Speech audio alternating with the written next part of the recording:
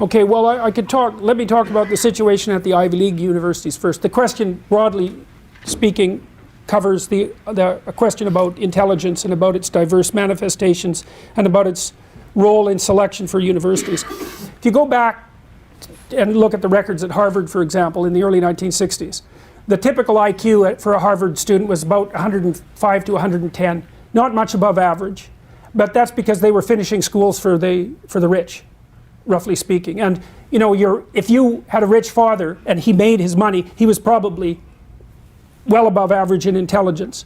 But if you're his offspring, there's regression towards the mean, so there's no reason to assume that by nature of your position you were going to be particularly intelligent.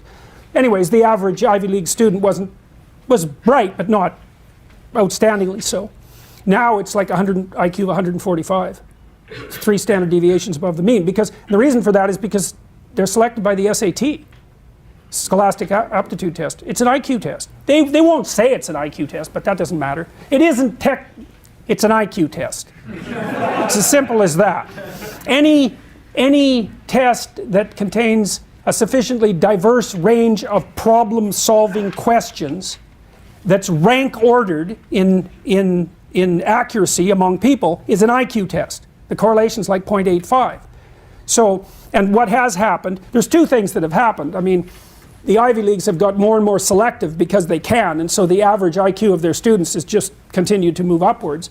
And then the average IQ of the population has actually increased to a substantive degree too over the last 50 years, partly, perhaps mostly, because of improved nutrition and information exposure among the more deprived members of the culture.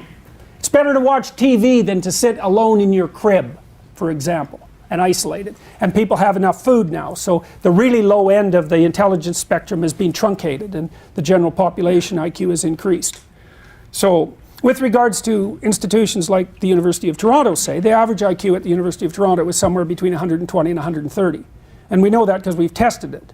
And it's not surprising because you're basically selected for cognitive prowess, right? Because grades are a rough marker of intelligence. Conscientiousness, by the way, also matters.